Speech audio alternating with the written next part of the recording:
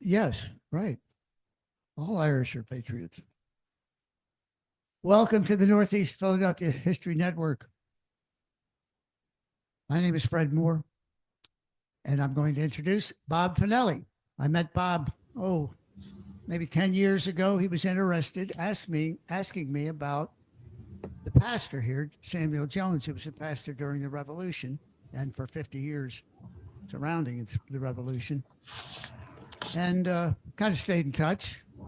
And then I found out that he'd just written this book on Lydia Darragh, and thought this would be a great time to do a Women's History Month with Lydia Darragh and the Revolution and Frankfurt. That's how we get into Northeast Philly. Bob is at the Washington's Crossing. You're on the board there? Well, I'll let him tell you what he does at Washington's Crossing. But he's very involved in the American Revolution. And we welcome Bob Fanelli. Thanks, Fred.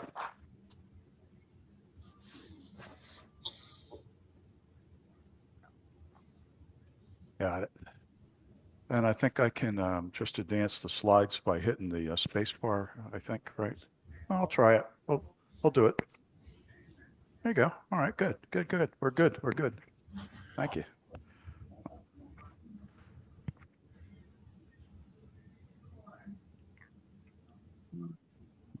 Slide this over a little, maybe this way.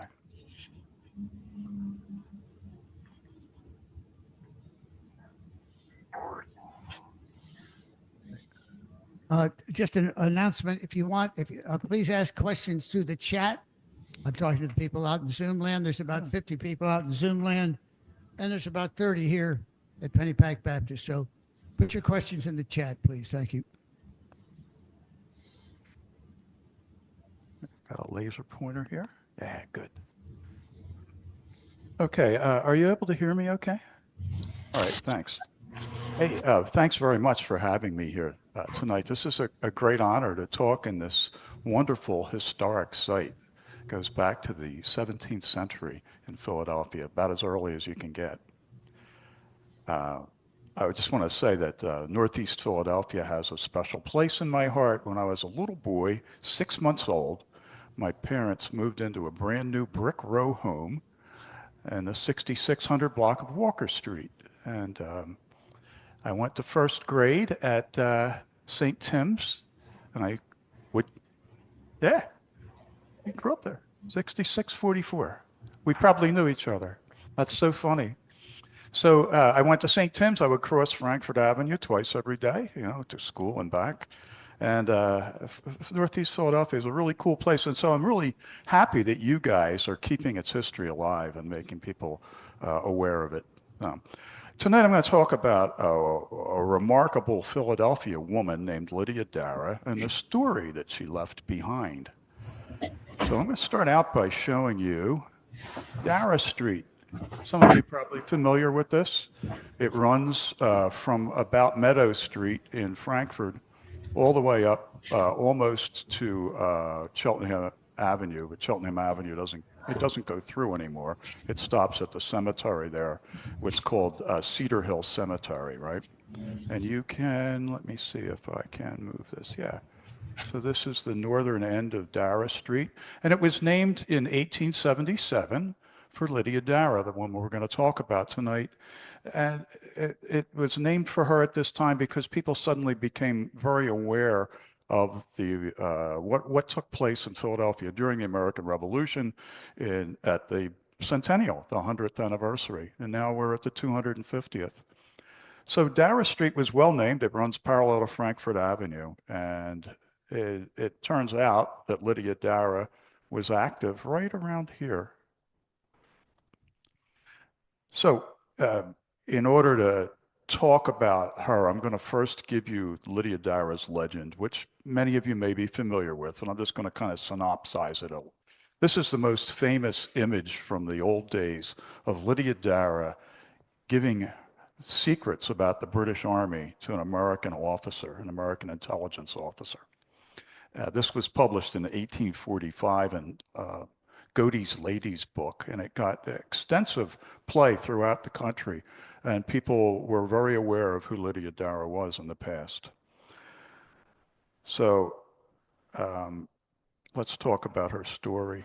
And I'm going to use a version of the story that was published in 1898 in a children's magazine by an illustrator and writer who grew up in Philadelphia and then moved to New York, named Ogden, Henry Alexander Ogden. And this was his title page here. It shows this Quaker woman, and it shows the American army freezing and starving on the White Marsh Hills outside of Philadelphia, maybe about 14 miles from Center City.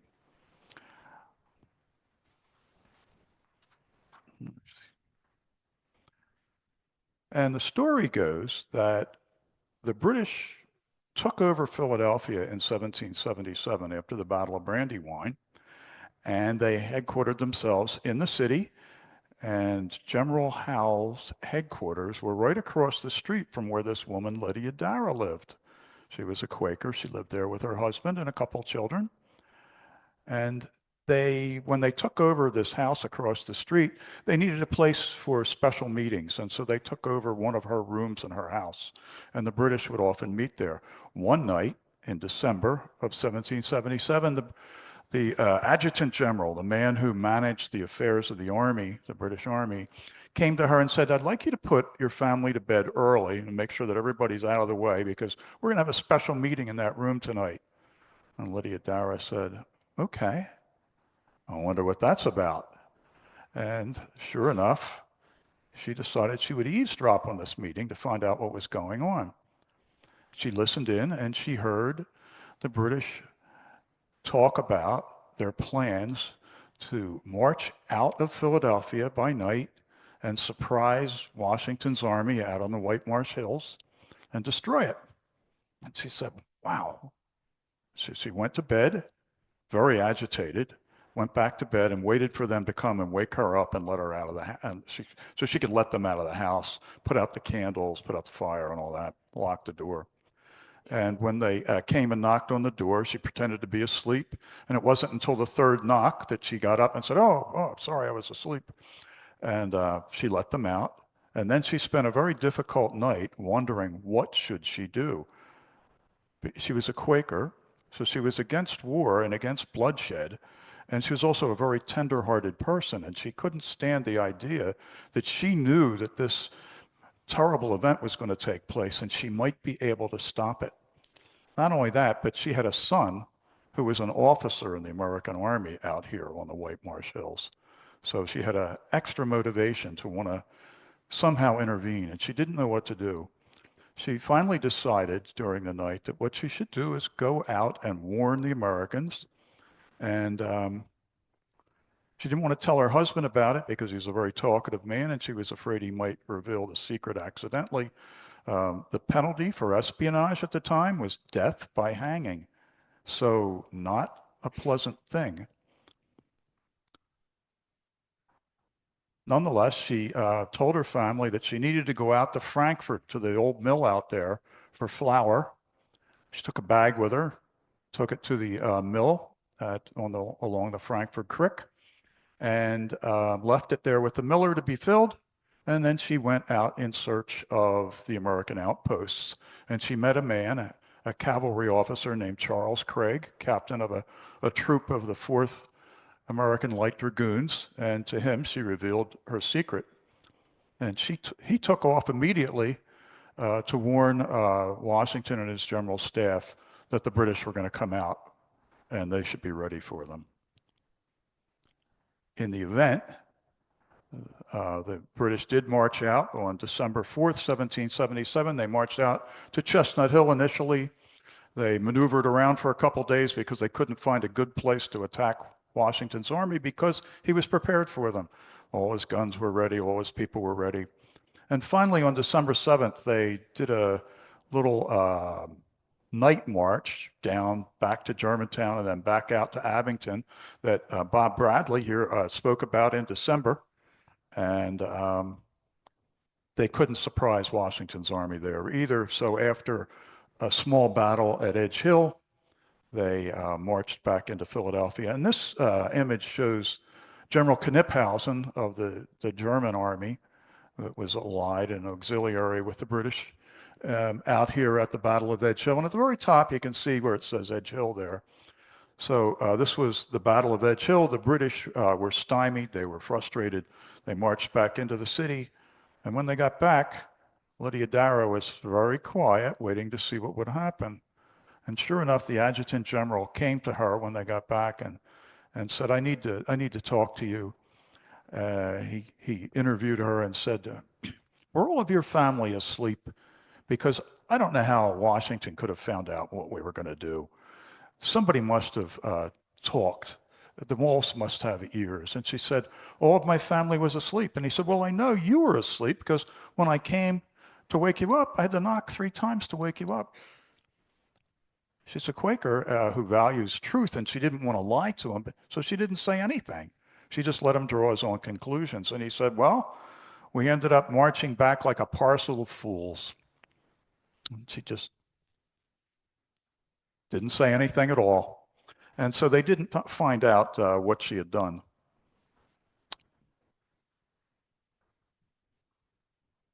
So this is all very interesting, but how do we know this? Where did this story come from? When I first found out about it, I wanted to know, well, all right, we know it, but how do we know it? Is it true? How do we know this? And it turns out that in 1827, this man, Robert Walsh Jr., published the first account of Lydia Darragh's tale, almost 50 years after the event. This guy was a very famous journalist at the time. Nobody's heard of him today, but believe me, in his day, he was known all over the country as one of the foremost writers in America. So where did he get the story? He published it in his American Quarterly Review, March and June issue, 1827, published by the famous Carey Press here in Philadelphia. And this is Lydia's tale. It really just extends from about here to about here, about 2 pages. That's all. That's all that we knew. Where did he get it? Well, we think that he got it from his association with the American Philosophical Society. The American Philosophical Society is America's oldest learned society. It's still active today in Philosophical Hall. You can still visit it on the east side of Independence Square. Still very active organization. And in the early 1800s, this man, Robert Walsh Jr., was a member. Not only was he a member, he was a very active member and very actively involved in the preservation of history in Philadelphia. And he associated with another man who was also active with the organization, the scientist Reuben Haynes III. And Reuben Haynes' family lived out on Germantown Avenue, or Germantown Road, at a place called Wick, which you can still visit today. And they became very good friends. So, Reuben Haynes' mother, Hannah Marshall Haynes, was a friend of Lydia Darragh's. She was the granddaughter of a famed Philadelphia diarist named Christopher Marshall that some of you may have heard of. Christopher Marshall kept a diary, a daily diary, every day during the American Revolution, and he was actively involved in the Patriot activities. He was a member of a number of different committees, and he kept a close eye on what was going on in Philadelphia. And his granddaughter, Hannah, got to know what was going on and got to know Lydia Darragh because Christopher Marshall's son, Hannah's aunt, married Lydia Darragh's niece. Okay? And one day when Robert Walsh is visiting Wick, he overheard a conversation talking about Lydia Darragh's experience, and Hannah Marshall Haynes related Lydia's tale, and Robert Walsh was intrigued. He said, "Oh, could you write that down for me?" She said, "Oh, sure. Yeah, I'll do that." And she did. She wrote it down for him. And here is the manuscript, 2 pages that she wrote, which are the first recording that we know of Lydia's tale. This I found in the American Philosophical Society, untitled, unheralded manuscript. And when you read Robert Walsh's published account, you see that this is exactly where he took this from. All he did was spruce it up a little bit in his, because he was a good journalist. So where it needed a little polish, he did that. But basically, he recorded this very faithfully. So this is the source of the story, Hannah Marshall Haynes. And you can still see her lovely portrait today in the Wick House.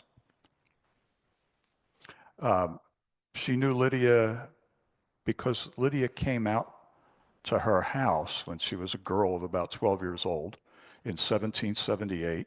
Their family had gone out to Providence across the river from Valley Forge to get away from the British occupation. And her father was very involved with the American Patriots. And he caught camp fever that was raging in Valley Forge at the time. And when Lydia Darragh, who was a nurse, found out that Benjamin Marshall, Hannah's father, was sick, she walked all the way out to Providence to tend to him. She got there, and he only lived another day or two. But the family, of course, was very grateful, and this created a great bond between Hannah Marshall Haynes and Lydia Darragh. Lydia attended her wedding, things like that. We also know of Lydia's tale from another source, and that's John Fanning Watson, many of you have probably heard of. He's the man who wrote the Annals of Philadelphia, really the first good history of the city. Still a marvelous thing to read. And he deposited his manuscript of his annals at the Pennsylvania Historical Society of Pennsylvania in 1829. And he mentioned in there that he got his information initially from Hannah Marshall Haynes.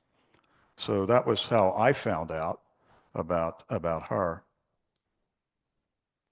So it's a great story, but is it history? Is it true? Or is it something she just made up? There are no contemporary documents to corroborate it. So all we can do is try to dig back into the past and see where does it match up with reality? You know, how true could it be? Lydia Darragh's story starts not in Philadelphia, but in Dublin. She was born into a Quaker family. Her father was named John Barrington. His family had been Quakers since the early days of Quakerism in Ireland, which goes back to about the mid-1600s. And she and her family were faithful Quakers. The Quakers kept really good records. And so by digging through those records, which are available today online, I was able to learn a lot about her and her family. They lived in the southwestern part of Dublin, over this way, in an area that was called the Liberties of the Earl of Meath. Now, there's only really 2 places that I've ever heard of where people talk about liberties being part of a city. One's Dublin, and one, of course, is here in Philadelphia, the Northern Liberties. And what that means is basically a part that is sort of part of the city, but it's administered separately. It has a separate government. And over here in the Liberties of the Earls of Meath, which were outside the old walls of Dublin, was where the silk industry was. And Lydia Darragh's family were largely silk weavers. They were very involved in the silk weaving and textile industries down here. She met a man who was a tutor in her family named William Darragh. He was a Presbyterian, but he converted to the Quaker faith. He became a convinced friend. So the Quaker faith, as you probably know, is the Society of Friends, the religious Society of Friends. And William Darragh became a Quaker and eventually married Lydia Darragh. And here is a record of their marriage. This is not the original marriage certificate. The family would have had that. It's long been lost. But this is a record in the Dublin Friends meetings record books that shows on the right-hand side, it describes their wedding, how they stood up together in meeting and declared themselves to be married because the Quakers didn't use ministers. They communicated directly with God themselves. And on the left, it shows a list of the people who were the witnesses. So there's a column and a half of men, a column of women, and the third column, the main column on the right, is the family members, including Lydia Barrington's father and her aunt and cousins and people like that. So we learned a little bit about her. She and William Darragh remained married for about 10 years in Dublin. He opened up a tobacco shop on the north side of the Liffey, over in this area here on Ormond Quay. And they were married over here in a different Friends meeting, the Sycamore Friends meeting there on Sycamore Alley.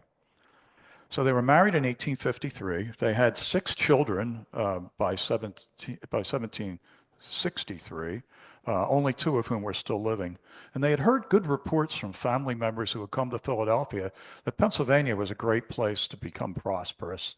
And they packed everything up, sold off all their goods, I guess, and boarded a ship in the summer of 1763 and sailed to Philadelphia when Lydia Darragh was 6 months pregnant. So this is like a 6-week to 8-week journey across the Atlantic, very difficult. Now, these were fairly comfortable people, so they weren't like in steerage or whatever. They had probably a decent cabin, but even the best accommodations at that time were not great. And to be at sea for 6 to 8 weeks was really tough for a woman expecting. And they ran into an Atlantic hurricane on the way, which delayed their trip considerably. But eventually, sometime in October of 1763, they landed in Philadelphia. Fortunately, they had friends here, and those people helped them get on their feet. And within a year, they were advertising in the newspaper for various businesses that they were starting, various enterprises they started up. In the upper left, we see William Darragh's ad for tobacco and snuff. He started a new tobacco store. He had a snuff manufactory, and he went into business. And in addition, although it doesn't say it in the ad, he started running a dram shop. He started serving spirituous liquors, very likely Irish whiskey. And so people would come to the Darragh house and the Darragh shop for a smoke or a pinch of snuff and a drink and for some conversation. And they become very well-known people in the community of Philadelphia, and particularly in the Irish American community in Philadelphia, which was considerable. Over the years, they embarked on a number of different businesses. In the lower left, we see a notice that William Darragh put in the paper that he was going to start teaching, and teaching stenography as well as reading, writing, and accounts, or arithmetic. So he made some money that way, and he did that also in their shop. And very soon after they got to Philadelphia in December of 1763, Lydia gave birth to her second son, third child, a boy named John Darragh. And so she started hiring herself out as a wet nurse and also as a dry nurse, so she could nurse people. She became one of Philadelphia's foremost midwives. And John Fanning Watson said that she delivered most of Philadelphia in her time. So she was a very well-known midwife. And when you're a midwife, you also have to know nursing. And so there's a very common complex of enterprises that women at the time would do. They could be a midwife, a nurse, and also a layer out of the dead, because not all of their patients survived. They were on the spot and they knew how to care for people. They also knew how to take care of them at the end. So Lydia Darragh did all of these things. She advertised herself as a layer out of the dead.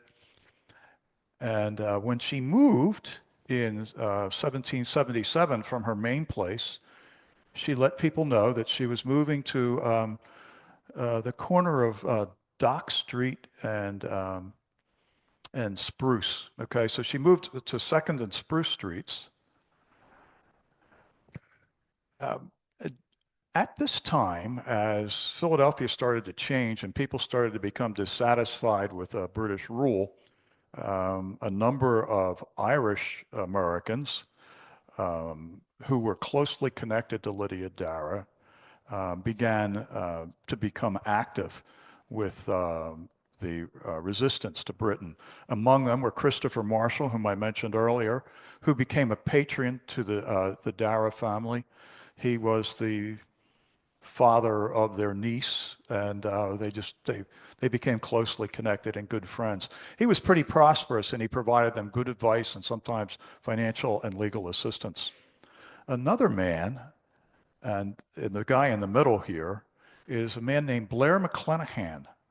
And we don't often hear of Blair McClenachan, but along with Robert Morris, he was one of the financiers of the American Revolution. He was a very wealthy merchant in Philadelphia. And he married a woman named Anne Darragh, whom I'm pretty certain was William Darragh's sister. And they were very close, these families. They lived across the street from each other. And when Charles Darragh first left the American military, he started to work for Blair McClenachan, and then he went to work for Christopher Marshall.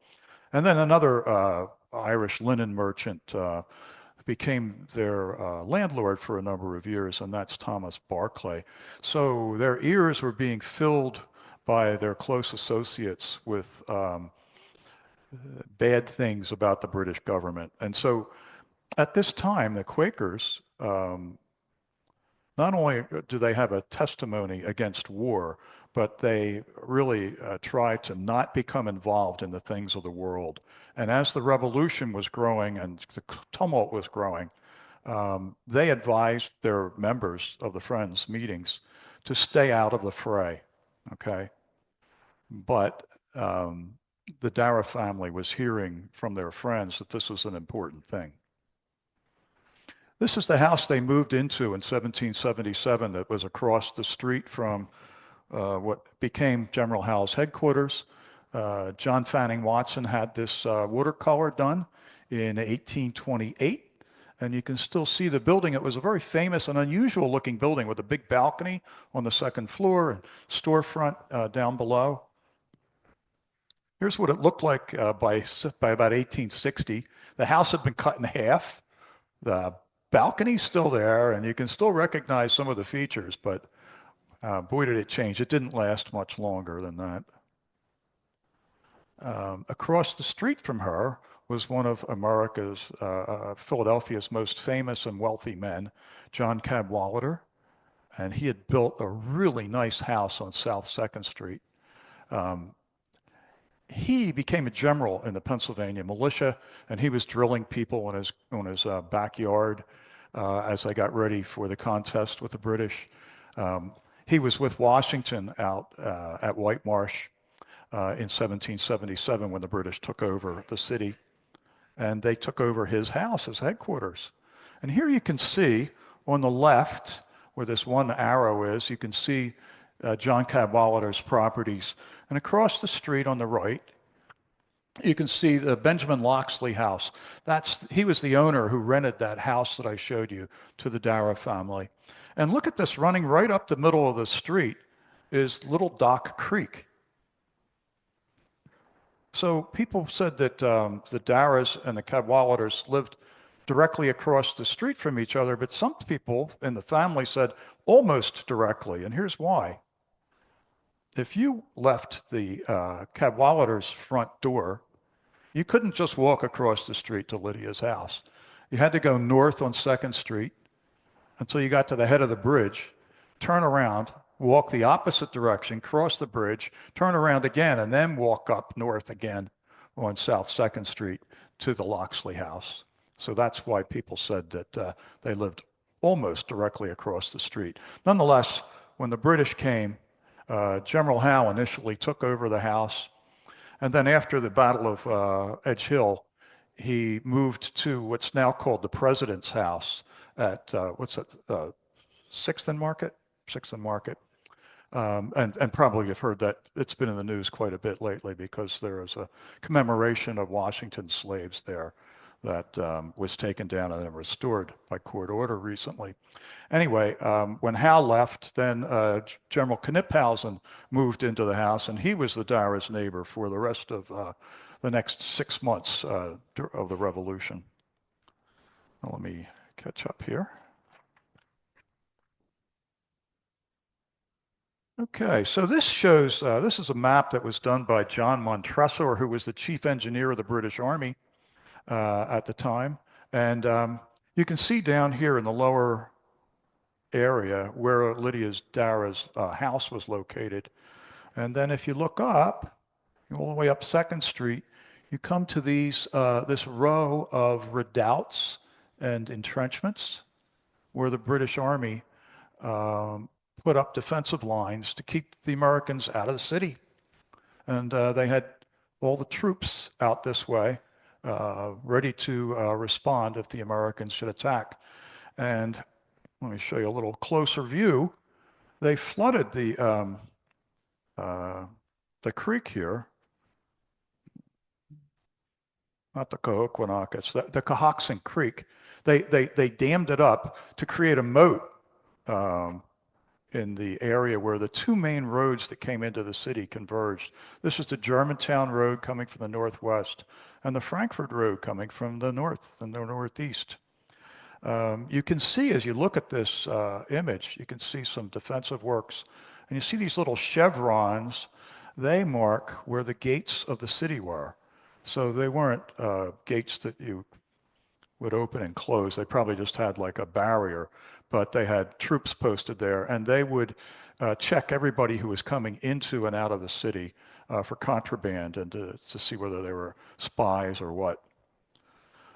So when here's what it looks like today. It's very urbanized. You would never know it was the same place, but over here on West Laurel Street is that little connecting road that ran between the Germantown Road over here and the Frankfurt Avenue today, the Frankfurt Road. That was then the King's Highway that went all the way out to Frankfurt and then to Bristol where it crossed the river and then eventually to New York.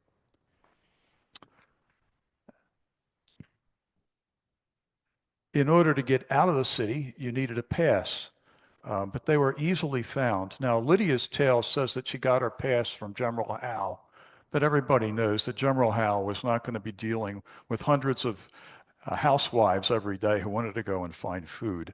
His staff did it, and they had so many people coming in and out of the city every day that they had a pre-printed pass, and they just filled in the details. This is one that we have that was signed by the Adjutant General. But more often, these were signed by a man named Abraham Carlyle, who was a friend who they got to manage the gates. And he let people in and out, search for contraband and things like that. So when Lydia heard that the British were going to come out and attack the American army at White Marsh the next day, or possibly the morning after that, she left with a bag of flour, or an empty bag, saying that she needed to go out for flour. While the British were here in Philadelphia occupying the city, they and the American army in White Marsh increased the population almost twofold. And a lot of people fled the city, but they didn't go far. They were just still somewhere in the metropolitan area. And so this put enormous pressure on the food supply in the area.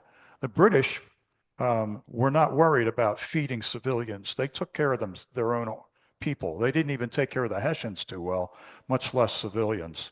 So the civilians were left to fend for themselves. So lots of them, hundreds of them every day, were leaving the city through those gates that I showed you and going out to the various mills. And the closest mill was the old Swedish mill in Frankfurt. That was there since the 1660s, before the founding of Philadelphia, on the Frankfurt Creek. And it was a great place to go and get food. And all the people would bring their grain to this mill, and the miller would grind it, and you could go out there and get food. So when Lydia needed an excuse to leave the city, what better excuse than she needed food to feed her family? She took a bag with her and went out to the mill. And when she got to the mill, she um, started looking for the American officers. So this is I'm going to divert just a little bit for a few minutes and show you some cool maps of Northeast Philadelphia because you guys are Northeast Philadelphia historians, so you should like these.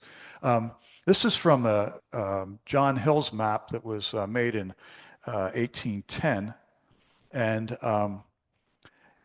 here it shows where it shows Duffield. That was in 1777. That was the mill, the old Swedish mill. It was later, Duffield became later the miller there. But in 1777, there were a couple of Quakers who were renting the mill and doing business. And you can see the little Tacony Creek here, which is kind of fat on this map, and the old Tookenny Creek, which becomes the Frankford Creek down here, and then runs into the Delaware at Point No Point. So also you can see that Frankford extended for a good distance along Frankford Avenue, heading north and east. So when Lydia Darragh came out, she left after marching about 5.5 miles, which has got to take her a couple hours, right? And the roads are bad. It's wintertime. She's probably in her late 40s by this time. She comes out to the mill. She leaves her bag for the miller to fill it, and she sets out in search of the American army. But she knew from reports that there was an American outpost further beyond, a little bit beyond Frankfurt. So this is a map that shows the context of that map that I showed you. And Frankfurt is out over this way, and here's Oxford Township. Let's take a look at the northeast quadrant of this map. It's a really great map. And down here again, you can see Frankfurt and the crossing, and then the road out to Tacony, okay, in Oxford Township. I'm going to look even closer. So here's Duffield's Mill. This is Frankfurt Avenue going through the houses of Frankfurt. And then it comes out, and up here it crosses the little Tacony Creek up this way, where the transportation center is today, where Bustleton and Bridge Street come together with Frankfurt Avenue. There is a place right beyond that called Tacony Hill.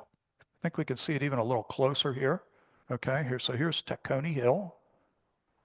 And this is a place where Bustleton Avenue hits Frankfurt that they called the Rocks.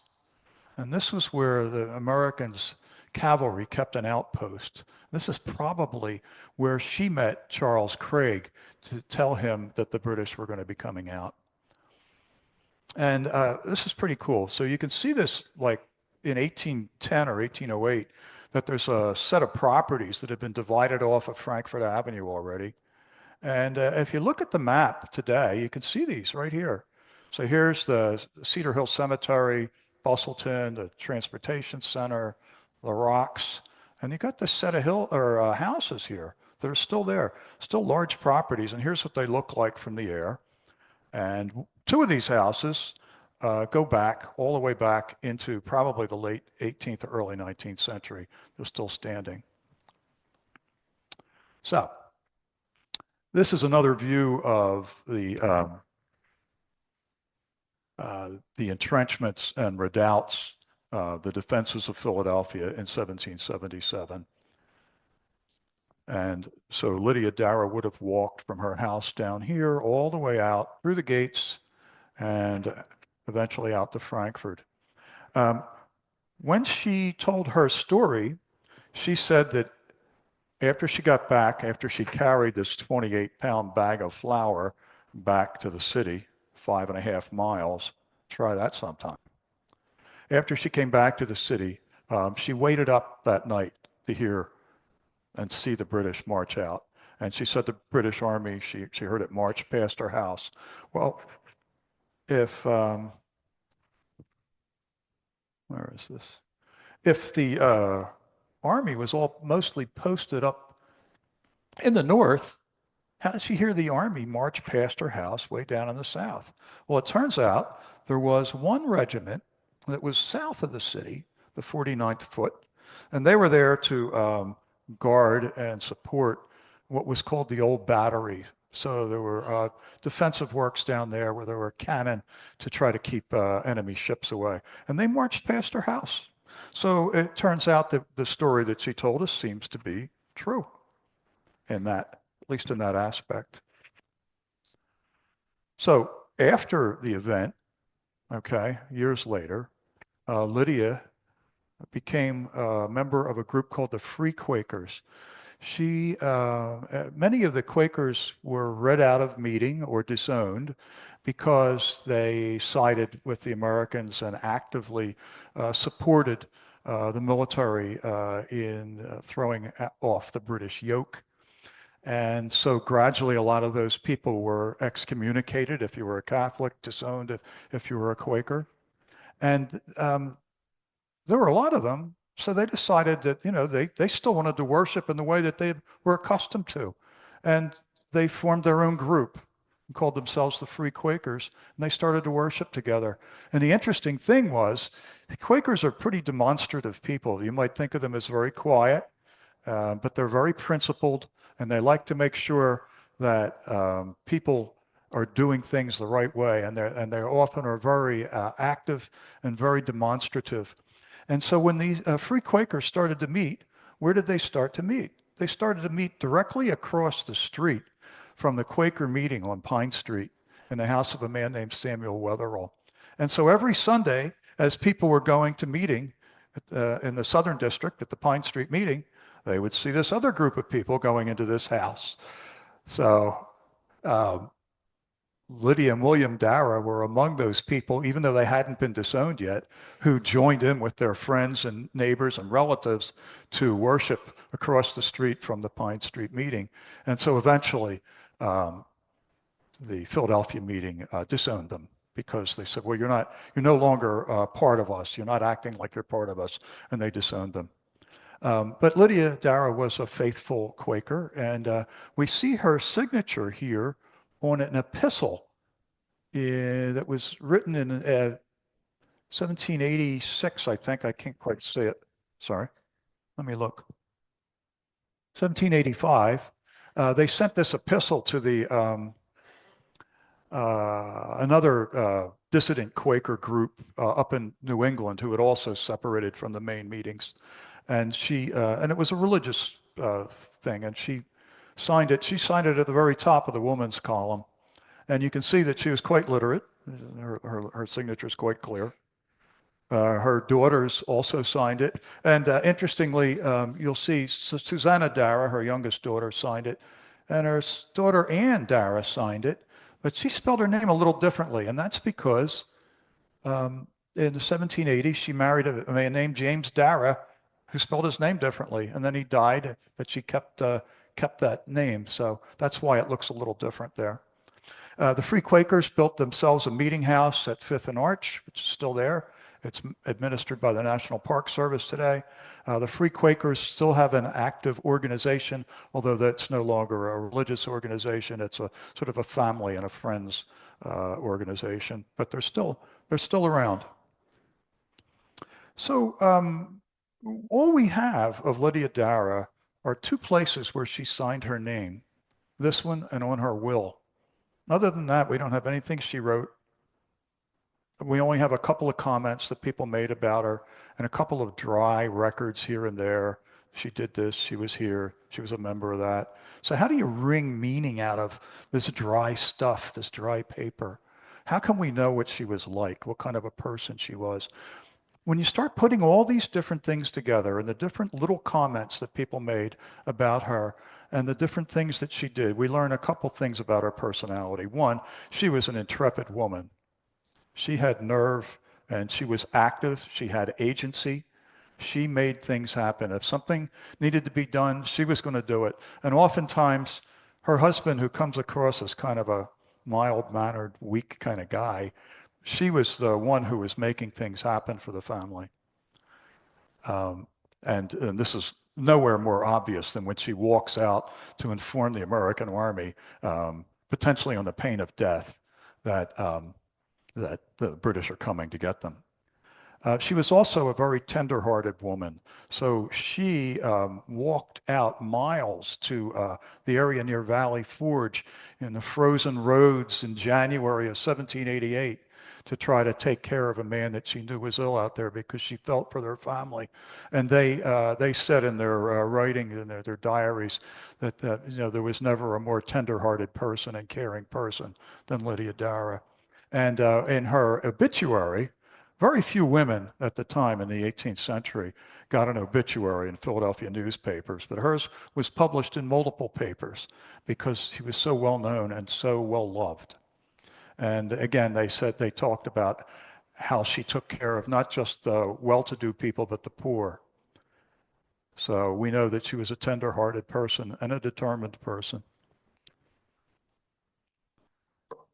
So this is an interesting image. This is probably the first image of Lydia's tale. So we have her story that came through some people. And by 1831, after Robert Walsh had published her story, it got out in the newspapers and all over the country. Um, she shows up in a children's book, a little story, a retelling of Lydia's tale. And here's the dramatic moment when sort of the punchline of her legend, where she's interviewed by the adjutant general and he asks her, I just don't know how this happened. And she doesn't say anything, right? So to Quakers to whom silence was a great value and virtue, this was a pretty funny story, actually. We hear a little bit more about her story in 1916 from a man named Henry Darragh, who is always careful to say in his writing that he's not related to Lydia Darragh. But obviously the similarity in their names got him, who he was a Philadelphia historian, got him interested in her story. And he went and looked up her descendants. Some of them were in Delaware, some of them were in Baltimore, some of them were in Norfolk, Virginia. And he got from them a new version of Lydia's tale, which is almost identical to the one that Hannah Haynes wrote, only we're hearing it from him now in 1916, way after the fact. So this verifies that the story that we got through Hannah Haynes is pretty much the story the way Lydia told it. He also heard some other things from the family, speculation about what the family might have been like, what Lydia might have done. And this is where a lot of the stories that come out afterwards about Lydia and her family as spies, this is where those stories come from the family, but not part of Lydia's tale, which is pretty cut and dried. You can tell the beginning and end of it. He also managed to find two portraits of her children. The one on the left is her daughter Anne, whose version of Lydia's tale came down through her great niece and eventually to Henry Darragh. That's Anne Darragh there. She was a milliner. She made hats, women's hats, in the Darragh family shop. And the other one is the daughter, Susanna, their youngest daughter. Anne eventually moved to Salem, and her brother moved to Newcastle, Delaware, and they visited back and forth.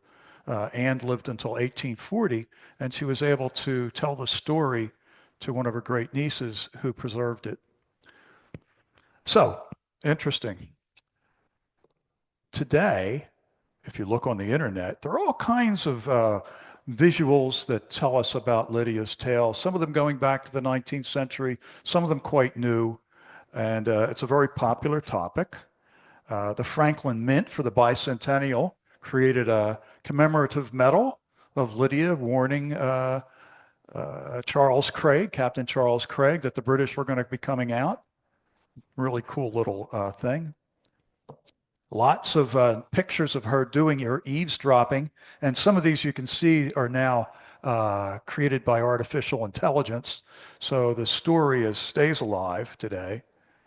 And this is one of my favorites, the one on the right, this little wooden carving of Lydia whispering and handing off secrets to an American officer. Uh, her tale is very much alive today. And finally, we don't have a portrait of Lydia Darragh, but that doesn't stop people from showing her picture. So we have a nice young AI version over there on the left, an intrepid woman with a lantern who looks like she's in her early 20s in the middle. And there's Lydia Darragh's daughter, Anne, who now is the surrogate for Lydia in almost all the pictures you'll see online. And how famous is Lydia? She's not the most famous American heroine, but how many people have their own Pokemon card? So the story got around that Lydia and her family were a spy ring. It didn't come from anywhere until the early 20th century in the 1900s. And here is a popular depiction of Lydia sending her son John, 14 years old, out with messages, coded messages written and hidden underneath his buttons so he can tell the Americans intelligence about the British. And she says, oh, if they catch thee, it means prison or worse. I doubt that that took place. I doubt very much that a caring person like Lydia Darragh, who would not tell her, even her husband, that she was going out to warn the Americans, would send her son out with coded messages that could get him hung. So anyway, what we know today is that Lydia Darragh is an important part of America's mythology. And by mythology, I mean the stories that we tell that enshrine our cultural values and our national virtue. Thank you.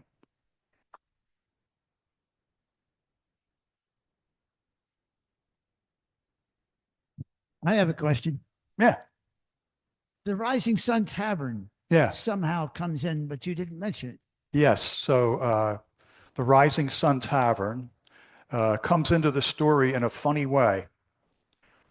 Um, there was an outpost at the Rising Sun Tavern, as well as the outpost at the Rocks that I showed you, and it was staffed by the famous Alan McLean, and it also the American commissary of prisoners, a man named Elias Boudinot, was there one day. And a lot of people were coming out of the city warning the Americans that the British were going to come. It was pretty obvious. You could see it. You could see the preparations in the city. And an older lady, a poor looking lady came out and handed a little piece of paper to Elias Boudinot that said that the British were coming, and it listed a number of their units and things like that. And this was at the Rising Sun Tavern, which is a couple miles east of Frankfurt. Elias Boudinot he wrote this down in his journal many years later, but it wasn't published until about the 1880s, okay? Nobody knew the story until about the 1880s. And when it was published by a Philadelphia publisher, a man named Frederick Borquin, he put a caption at the top of the part where he tells about Elias Boudinot encountering this lady. And it says, Lydia Darragh tells the secret, something like that. That's not in the manuscript, because I found the manuscript in the John Carter Brown Library in Providence this summer. And this is something that the publisher, knowing Lydia's tale and merging these two ideas in his mind, this is something that this publisher, Frederick Borquin, or whoever edited Boudinot's manuscript for him, told us, but it's not necessarily the case. Elias Boudinot would not think that Lydia Darragh dressed poorly. He grew up in Philadelphia, and he knew what well-to-do Quakers looked like. So he would never describe her, I don't think, as a poor person. But at any rate, that's a separate story. You can read about it in my book. Okay. Also, the outpost or what was going on at Tacony Hill? What was that unit there? So the main American army is perched about 14, 15 miles outside the city on the White Marsh Hills, right? Camp Hill, Militia Hill, Fort Hill. They have outposts in sort of the no man's land between the two areas, between the two armies. One of them's near Tacony Hill. One of them's near um, the Rising Sun Tavern. There's another one around Roxborough. And the British are constantly probing out here, coming out, trying to attack the Americans. The Americans are trying to attack the British when they come out of the city. And so there's no fixed place that people are. And there are lots of stories about the encounters between these guys. There's a great story about Alan McLean at the Rocks, where the British ambush him and he gets away in June of 1778, which is a great story for another time. Amazing presentation. I've been hearing the Lydia Darragh story for years and years, and Yeah. to see the actual documentation around it is phenomenal. Cool. Is there any records of the military offerings that you talked about around Edge Hill and that would confirm, the story that that attacked Washington's troops, but they couldn't? And is there any journals of that? So what we know, we don't hear anything about Lydia Darragh.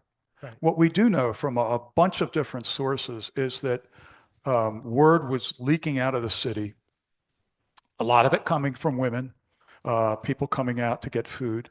Word was leaking out of the city that the British were ramping up for a big operation. And Washington is a very good general and a great administrator, okay? So he's not just going to sit there and wait for something to happen. He's got his eyes and ears out there all the time, and he's constantly evaluating and assessing all the information that he gets. And he was by all means prepared for them to come out when they marched out to Chestnut Hill on December 4th. Did that answer your question, Jack? Yeah. Joe has a question. Okay, the first question, we have 9 or 10. No, they're gaining all the time in the chat. Where is the statue of Blair? I'm going to kill his last name. McClanchan located. Oh, where was the Blair McClanahan statue? That is, it's really cool. It's on the Trenton Battle Monument. They commemorated him as one of the members of the first city troop who were Washington's lifeguard during the battles of Trenton and Princeton. And Blair McClanahan was a very rich man, and he became super wealthy through privateering during the Revolution. He was already a rich merchant.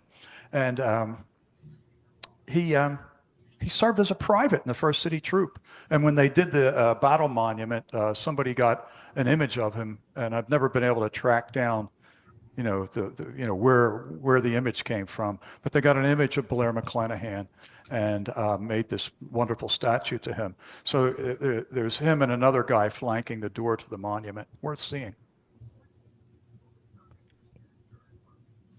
I really enjoyed your presentation. You did a lot of research. I enjoyed that. Thanks. I brought you a gift. Huh? I published this. Oh, are you Joe Mankiewicz? Yeah, I published Joe it in Mankiewicz? the Frankfurt Gazette in Yeah. 2012. Oh, great. Page 5. Lydia Darragh story almost becomes a self-fulfilling prophecy, because on page 5, I found a newspaper article published by the British press in Philadelphia after the White March. They were so embarrassed they had to sit there. They had to pull they had like cover their tracks. We knew about Lydia Darragh. They didn't name her by name, but on page 5 there's a newspaper article addressing some little old lady that dropped a note in a bag of cornmeal at a flour at Frankfurt. So it's I did my own research, and it doesn't. This meshes up with a lot of the stuff that you have. Her association with her all and the Marshall family, and you did a nice job. Well, it's so cool to meet you, because your paper is one of the launching points for my investigation of Lydia Darragh, which I do mention in my book. Credit you for that. So thank you, Joe. And now I finally meet you. My life ambition is just to be a footnote. Thanks very much. Okay, we have some more from online, then we can get some more here. Did Lydia I think you answered this. Did she ever suffer any consequences from her Quaker friends? Excommunication for her involvement as a spy, or was her exploit never revealed to her fellow Quakers? I'm afraid I couldn't hear all of that, but I think you asked if Lydia suffered any consequences from her active involvement with the revolution. Right. Well, yeah. So when they disowned her, when the friends disowned her, it was part of a campaign. They disowned her son, they disowned her daughter, they disowned her, all within a couple months of each other. So they were sort of retaliating for the family's active involvement. And they knew that her husband was actively an active patriot, but they couldn't do anything about it because he never was formally accepted into Philadelphia meeting. He had some problems when he left Dublin, and the meeting retracted their certificate of removal that they gave to the Philadelphia meeting. So he was never really formally a member of the Philadelphia meeting. Even though he worshiped there, he wasn't part of the meeting for business, so they couldn't really disown him. So there was the next piece of that was, did they actually know what she had done? Did the Quakers know that she was a spy, or they just knew? No, I don't. She kept this very close to her chest, right? She went out. She didn't tell her husband. She didn't tell anybody that she had done this. And the British occupied the city for another, I don't know, 8 months or 6, 7 months anyway. And until they left, it was very dangerous for her to have had anybody be aware that she had done something like this. They did hang spies, and while they never hung a woman, they might have, or they certainly might have retaliated against her husband or her children. So no, she never told that. And then I think it was uncertain whether the British might come back. You know, the revolution was kind of up and down. And so I think that she probably kept the story close to herself until about the time she was disowned. Probably about then, when it was kind of safe, I think she might have started to tell the story. And the reason that she started to tell it, I think, was to explain to people why it was that she took action and why it was she had been disowned. Anybody else in the room? Here. Plus, it's a good, funny story if you don't like the British. Hi, Bob. Thanks for a great presentation. I remember reading or hearing about part of the version where she meets up with Thomas Craig, that he was a friend of her son who was an officer in the Continental Army. Did you come across any of that in your research? So, the officer that Lydia told her story to was a man named Charles Craig. People confused him with his older brother, Thomas Craig, who became a colonel and then eventually a general in the Pennsylvania militia. He was really well known in the early 19th century, and people had forgotten about Charles Craig because in 1780, the poor man committed suicide in Reading. And so nobody really knew very much about Charles Craig, and everybody assumed that Thomas Craig was the guy. When the Darragh family mentioned Craig, they thought, yeah, Thomas Craig, he's the Craig we knew. But whether he knew Lydia's son, I mean, they're both officers in the Pennsylvania line, so probably, but there's no documentation of that.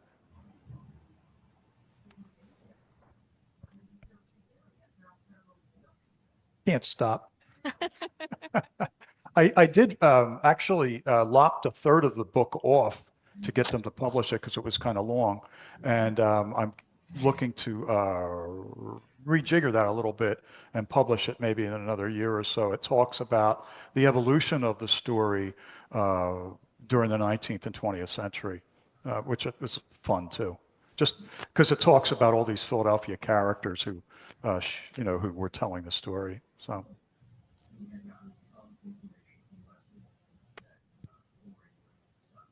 What information did the City Planning Commission use to name Darragh Street? Could you try that again, please? What? What? Like that? Okay. What information did the City Planning Commission use to name Darragh Street? What information? And beyond that, I couldn't catch it. I'm hard of hearing. I'm sorry.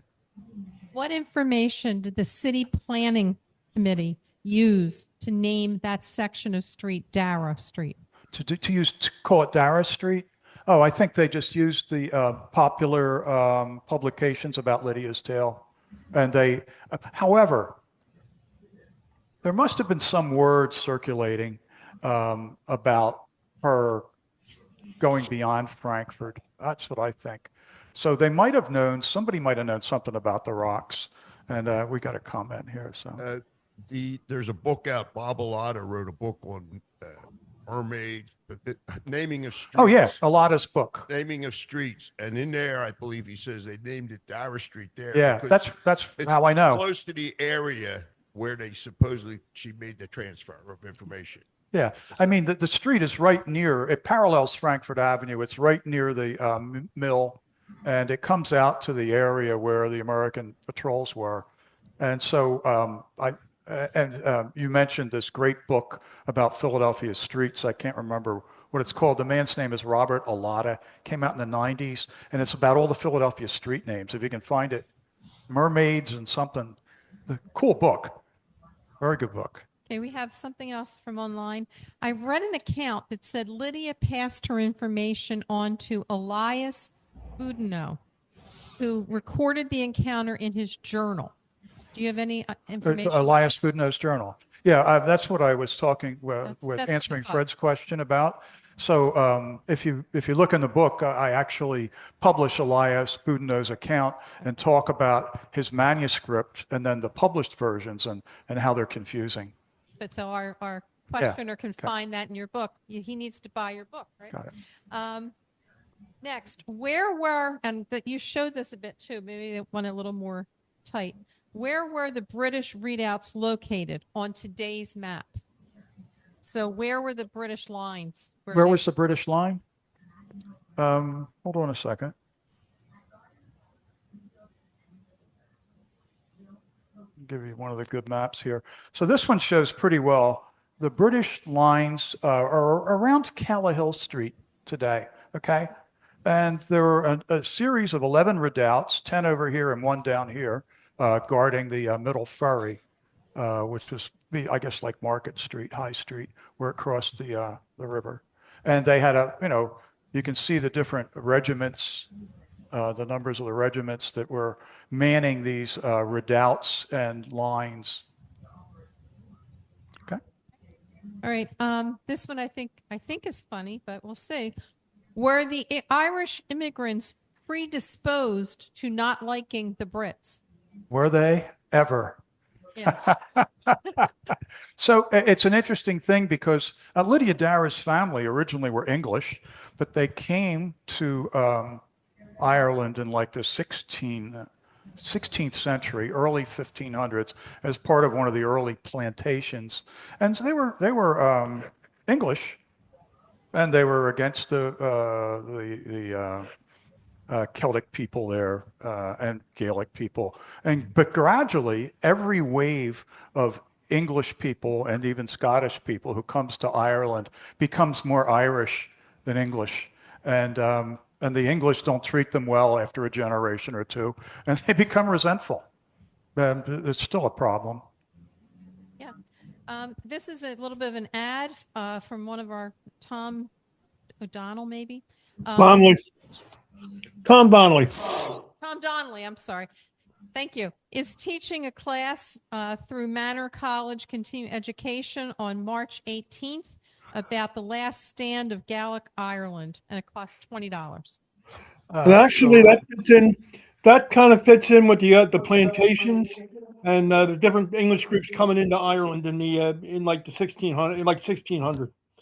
So that cool. Kind of goes. So I do write a little bit about Lydia Darragh's family and the plantation and the early years in Ireland and how they became Quakers, because they got involved with Cromwell's invasion of Ireland in the 1600s, and I think they were really turned off by the bloodshed, and they became Quakers, and then they were devout Quakers ever after. Okay, this is a good one. Did the British continue to use the Darragh House for their special meetings, or did they go elsewhere? It wasn't in the story, and there's no record of it. So who knows? Probably, but I don't know.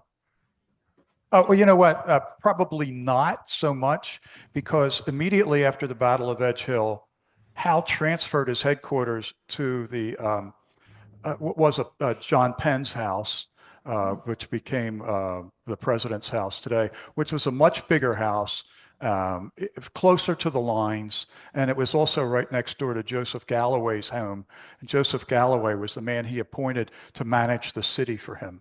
So after that, he and his staff moved north in the city to High Street or Market Street, and Kniphausen took over. And Kniphausen was a real gentleman.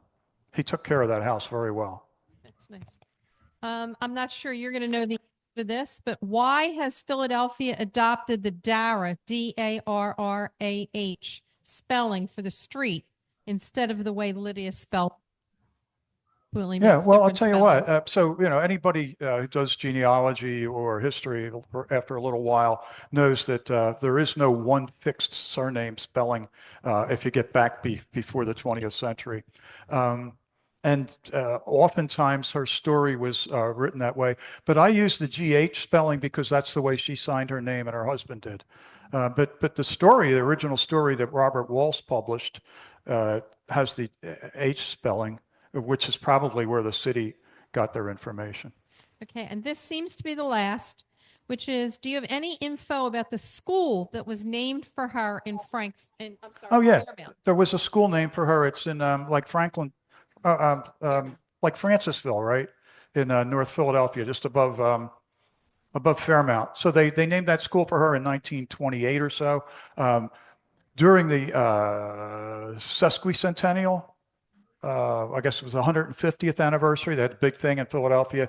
One of the things they did was they created this Philadelphia 18th century little village. And one of the houses that they recreated was Lydia Darragh house. And so everybody knew about it in the city, and they commemorated her by naming that school for her. Very nice. Which is now an apartment complex. Are there any other questions in the room? Okay, I think there's somebody that may be related to Lydia here. He just left. Oh, okay. Sorry. Somebody named Darragh from Pennsylvania 250. Okay. Okay. Thank you very much. Thank you all. Thank you, Bob. Bob will be at the Northeast Philadelphia History Fair selling books for you people out in Zoom land. If you want to get, I do have a couple in the back if anybody's interested. Yeah, we certainly have books buy one for 30 here bucks tonight. But for those out in Zoom land, they can get a book at the Northeast Philly History Fair, April 11th at Constotter. Also, a little before that, we are having here at Pennypack Baptist a meeting house March 18th, Wednesday, March 18th, a jazz concert. The Jazz Sanctuary will be here. This is our third concert we're having here, and they are a marvelous group.